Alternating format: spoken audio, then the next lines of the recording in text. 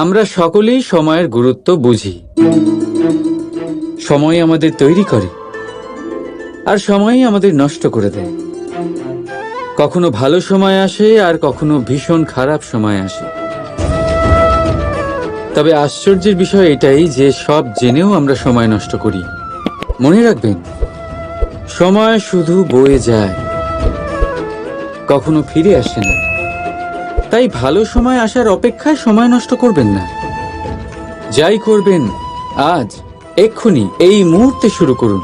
তা সেটা কাউকে আনন্দ দেওয়াই হোক, বা নিজেকে বদলানোর চেষ্টা করা হোক, যাই হোক না কেন, বিলম্ব করবেন না। কারণ সময় শুধুমাত্র তাকেই সঙ্গ দেয় যে সর্বদা সময়কে সম্মান করে। রাধা রাধা। কখনো কখনো আমরা নিজের মা বাবার ওপর কতটা রেগে যাই, মনে করি ওনাদের মন আমাদের দিকেই নেই। আমরা ভাবি ওনাদের কাছে আমাদের কোনো অস্তিত্বই নেই, আর তাই আমরা রেগে যাই। কিন্তু আপনি কি কখনো এমন অনুভব করেছেন যে আমাদের চোখ দিয়ে আমরা আমাদের নাক কখনো দেখতেই পাই না? কারণ তা চোখের ভীষণই কাছে থাকে, দুই চোখের মাঝখানে। কিন্তু যখন কেউ মুখে আঘাত করে, হাত সর্বপ্রথম নাককেই সুরক্ষিত করার চেষ্টা করে। মাতা পিতাও অনেকটা এরকমই হয়। আপনার ভালোর জন্য, আপনার সুরক্ষার জন্য তারা সবসময় তৈরি। তাই তাদের প্রেমকে কখনো সন্দেহ করবেন না।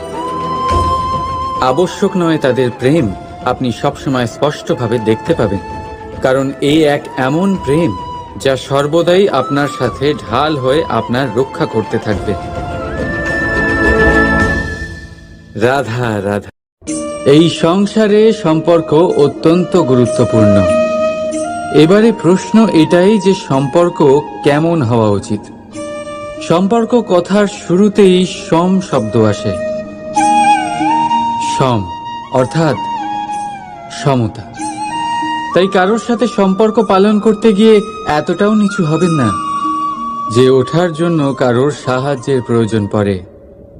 মনে রাখবেন, যে ছোট করতে চায় সে কখনো সম্পর্ক পালন করতে পারবে না। সম্পর্ক তার সাথেই বাঁধুন যে আপনাকে সমান মনে করে, আপনাকে সম্মান করে। কারণ সম্মান দ্বারাই সম্পর্ক স্বীকৃতি পাবে আর সমৃদ্ধ হবে। রাধা রাধা।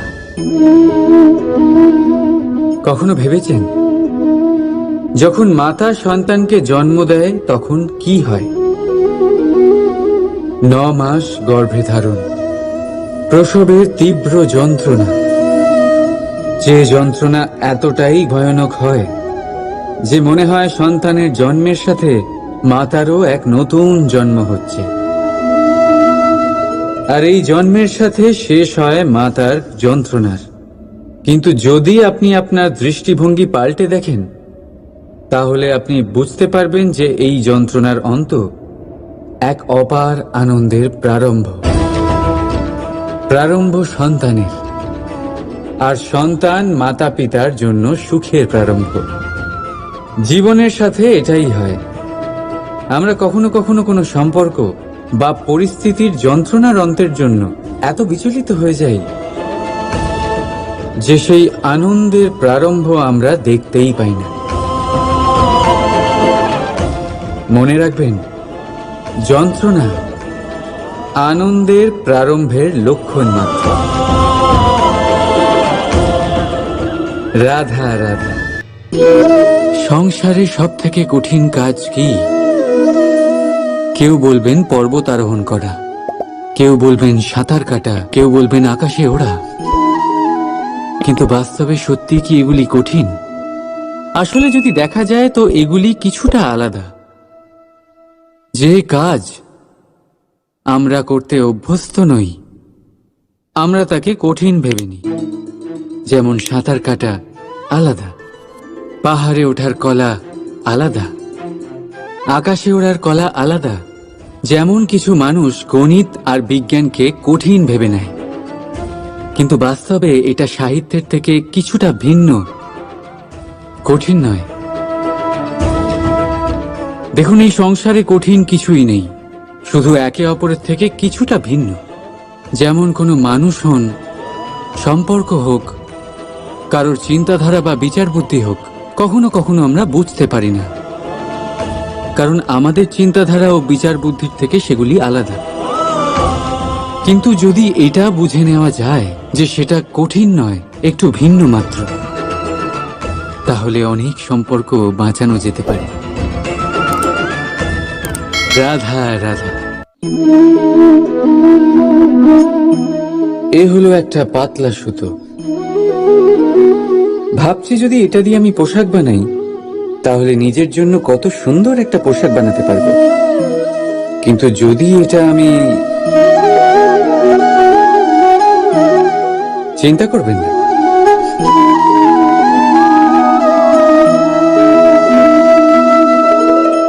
দেখুন এই সুতো জোড়া লেগে গেল। শুধু পার্থক্য হচ্ছে এটাই যে আগের মতো এটা আর সরল নেই, আর এটার দৈর্ঘ্য আগের থেকে কিছুটা কমে গেছে। এই সংসারে প্রেমের সাথেও ঠিক এটাই হতে পারে। প্রেমের এই সুতো যা দুই মানুষকে একসাথে বেঁধে রাখে, অহংকার আর স্বার্থের আঘাত সে সহ্য করতে পারে না, ছিঁড়ে যায়। চেষ্টা করলে আবার এই সম্পর্ক হয়তো জোড়া লাগতে পারে, কিন্তু তা আগের মতো কখনোই থাকে না, কারণ মনে গিট পড়ে যায়। সেই জন্য প্রেমকে স্নেহের সাথে সামলে রাখুন, অহংকার আর স্বার্থের থেকে দূরে থাকুন। রাধা রাধা। সময় বড়ই বিচিত্র অনুভব দেয়। যখন অপেক্ষা করছেন তখন অনেক লম্বা হয়ে যায়।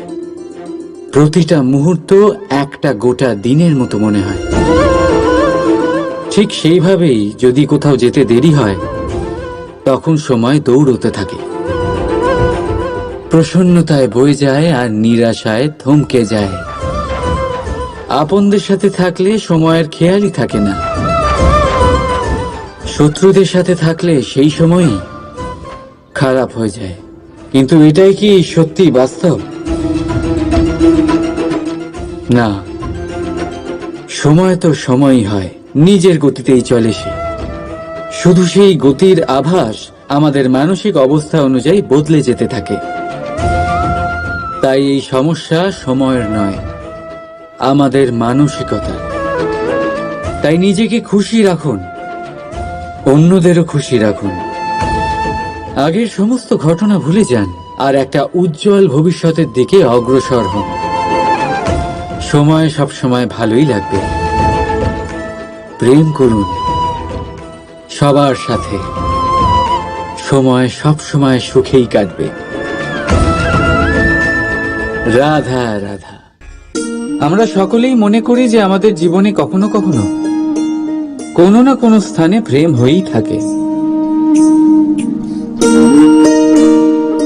সেটা মাতা পিতার আর সন্তানের প্রেম হোক, জ্ঞানীর জ্ঞানের সাথে হোক, কোনো শিল্পীর নিজের শিল্পের সাথে হোক, ইত্যাদি ইত্যাদি। কিন্তু বাস্তবে এটা কি সত্যি প্রেম? মোহও তো হতে পারে। এবার আপনারা জিজ্ঞেস করবেন, প্রেম আর মোহর মধ্যে পার্থক্য কি? পার্থক্য হলো বন্ধনের। যা আপনাকে বাঁধে তা হলো মোহ, প্রেম নয়। প্রেম সেটাই যা আপনাকে মুক্ত করে উন্নয়নের দিকে পাঠায়। চলুন আপনাকে একটা উদাহরণ দিই। কিছু মাতা পিতা নিজের সন্তানকে কোনো অন্য নগরীতে পড়তে পাঠাতে পারেন না, নিজের সন্তানকে তার বন্ধুদের সাথে খেলতে দিতে পারেন না। চিন্তা করেন যে তাদের সন্তানের যাতে কষ্ট না হয়, আর তাই জন্য তাদের বেঁধে রাখেন। এটা প্রেম নয়, এটা মোহ। কারণ যদি এটা প্রেম হতো, তাহলে ওনারা চাইতেন যে সন্তান মাতা পিতার আশ্রয় থেকে বেরিয়ে এই সংসারকে দেখুক, তাকে বুঝুক, আর তার থেকে জ্ঞান অর্জন করুক, নিজের অভিজ্ঞতার থেকে শিক্ষা নিয়ে নিজের একটা ব্যক্তিত্ব বানাক। মনে রাখবেন, মোহ থেকে ভয় জন্ম নেয়, আর প্রেম থেকে শুধুই আনন্দ। সেই কারণে বাঁধবেন না, মুক্ত করুন, কারণ এটাই প্রেম। রাধা রাধা, এই ফলটা দেখছেন আপনি? এটা সেই ফল যেটা গাছের সবচেয়ে উঁচু ডালে পাওয়া যায়, কিন্তু যখন এটা খসে পড়ে তখন এটা আকাশের দিকে যায় না যা ওপরে আছে, সে যায় সেই ভূমির দিকে যে নিচ থেকে তার দিকে তাকিয়ে থাকে। কেন?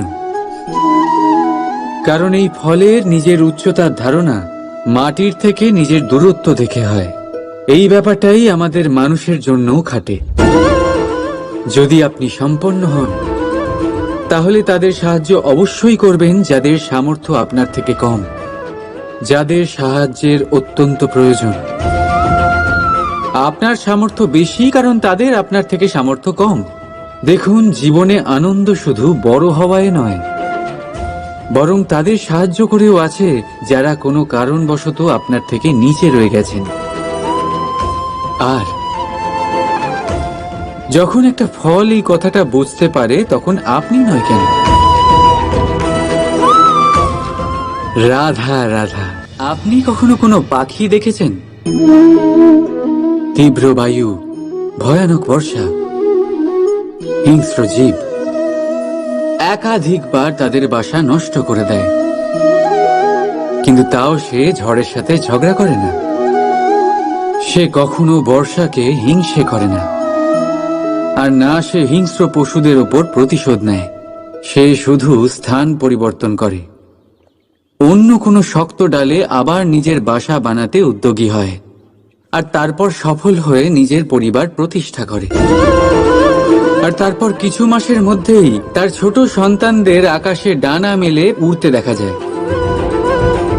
অন্যদিকে একটি সাপ প্রহারের প্রতিশোধ নেওয়ার উদ্দেশ্যে মানুষের বসতিতে প্রবেশ করে, আর শেষে সে নিজেই মারা যায়। এই শিক্ষাই আমাদের মানুষদের জন্য প্রযোজ্য। প্রতিশোধের আগুনে মানুষ স্বয়ং ভস্ম হয়ে যায়, উত্থান থেকে পতনের দিকে নিয়ে যায়। তাই যদি জীবনে উন্নতি করতে হয় তবে পরিবর্তনের চিন্তা নিয়ে কর্ম করুন, নয়তো প্রতিশোধ আপনাকে রসাতলে তলিয়ে দেবে। রাধা রাধা। অগ্নি জীবনে খুব মহত্বপূর্ণ হয়। এই অগ্নি উজ্জ্বলতা হয়ে আমাদের জীবিত রাখে। কিন্তু ভাবুন, যদি এই উজ্জ্বলতা ক্রোধের অগ্নি হয়ে দিকভ্রষ্ট হয় তাহলে কি হবে? একটা ছোট পাতা দিয়ে শুরু করে গোটা বনকে ছারখার করে দিতে পারে। ঠিক সেরকমই মানুষের ক্রোধের আগুনও অন্যদের তো ভস্ম করেই, কিন্তু তার পূর্বে স্বয়ং নিজেকেই ভস্ম করে দেয়। তাহলে কি করা যায়? কি করে নিয়ন্ত্রণ করা যায় তাকে?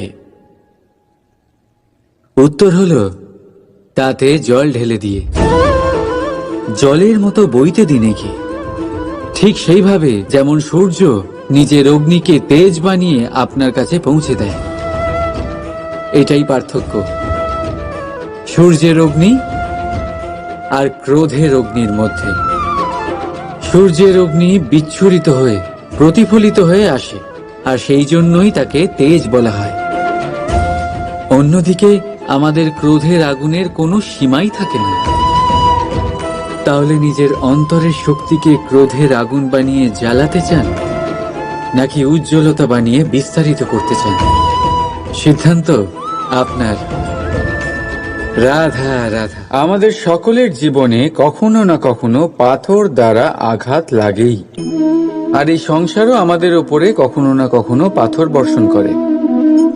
কখনো আমাদের খারাপ ভেবে, আর কখনো আমাদের অসফল ভেবে, কখনো আমাদের বুদ্ধিহীন ভেবে। কারণ অনেক আছে, কিন্তু এই পাথর দ্বারা আমরা আঘাত পাবো কি পাবো না তা সম্পূর্ণ আমাদের হাতে। হয় আপনি এই পাথরের আঘাত পেয়ে চোখের জলে ডুবে থাকতে পারেন, আর নয়তো যদি আপনি চান তাহলে এই পাথর দিয়ে সেতু বানিয়ে সকল সমস্যার সাগর অতিক্রম করতে পারেন। সিদ্ধান্ত আপনার। এই পাথর, এ হলো প্রতীক আমাদের নিন্দার, আমাদের আলোচনার। যে এই আলোচনা নাকারাত্মকভাবে দেখবে সে শুধুমাত্র কষ্টই পাবে, আর যে এই আলোচনাকে নিজের বিকাশের আধার বানাবে সেই সাফল্যের চূড়ায় পৌঁছবে। তাই মনে রাখবেন, আলোচনা আপনার শত্রু নয়, আপনার সবচেয়ে বড় মিত্র। রাধা রাধা। কথায় আছে সবকিছুর সীমা থাকে, মুশকিলের, কষ্টের, সংকটের, অন্ধকারের। যার কোনো সীমা নেই তা হলো কেবলমাত্র কঠোর পরিশ্রমের। আপনি নিশ্চয়ই দেখেছেন, রাত্রি যতই অন্ধকারময় হোক তারারা পরিশ্রম করে তার সাথে লড়তে থাকে, আর অবশেষে সকাল হয়েই যায়। ঝড়ে পাখিদের বাসা ছিন্ন বিচ্ছিন্ন হয়ে যায়, কিন্তু পাখিরা নিজের পরিশ্রম দ্বারা তা আবার বানিয়ে নেয়। কারণ যা সীমিত তাকে অসীমের কাছে হারতে হয়, আর পরিশ্রম অসীম। রাধা রাধা। বাবুল গাছ কত বিশালাকার হয়, পিপুল গাছও বিশালাকার হয়। কিন্তু আপনি কি কখনো ভেবে দেখেছেন যে কেন বাবুল গাছ কেটে তা ব্যবহার করা হয়, আর কেনই বা পিপুল গাছকে পুজো করা হয়? এই জন্যই, কারণ পিপুল গাছ তার নিচে বসে থাকা পথিককে ছায়া প্রদান করে, নিজের ডালে অসংখ্য পাখিদের আশ্রয় দিয়ে থাকে, কাউকে কাঁটা ফুটিয়ে দূরে সরায় না, বরং তাকে শীতল ছায়া দিয়ে তার ক্লান্তি দূর করে। এই সংসারে যদি আপনি সম্মান পেতে চান তবে পিপুল গাছের মতোই হতে হবে। কিছু দিতে শিখুন, আনন্দ, সুখ, শীতলতা দান করতে শিখুন, আর কাঁটার মতন কাউকে কখনো কষ্ট দেবেন না। সম্মান স্বয়ং হেঁটে আপনার কাছে আসবে। আর মন প্রসন্ন হয়ে বলবে রাধা রাধা। আপনি কি ওই মাকড়সার জাল দেখতে পাচ্ছেন? মাকড়সারা ভীষণ পরিশ্রম করে এটা তৈরি করে, নিজের শরীরের রস দিয়ে এই জাল বোনে। আপনি কি এটার উদ্দেশ্য জানেন? আসলে মাকড়সা এই জালে ছোট কীটপতঙ্গ ধরে তাদেরকে খাদ্যরূপে গ্রহণ করে। কিন্তু আপনি কি এই কথা জানেন যে একদিন মাকড়সা নিজেই নিজের জালে জড়িয়ে মৃত্যুবরণ করে থাকে? বলুন, কি করেন আপনি এই জাল দেখতে পেলে? দেখতে পেলেই মুছে ফেলেন এর অস্তিত্ব, তাই না? তেমনি অন্যদিকে পাখির বাসা, পাখিরাও ভীষণ পরিশ্রম করে এটা তৈরি করে। কিন্তু যদি পাখি একদিন এটা ছেড়ে চলে যায় তাহলেও লোকে এটা নষ্ট করে দেয় না। কারণটা কি? এর কারণ হলো এর নির্মাণ জীবন সঞ্চারের জন্য করা হয়েছিল, নষ্ট করার জন্য নয়। তাই মনে রাখবেন, জীবনে আপনার পরিশ্রম যতই বেশি হোক না কেন, যদি আপনার লক্ষ্য শুভ না হয় তাহলে আপনারও বিনাশ নিশ্চিত।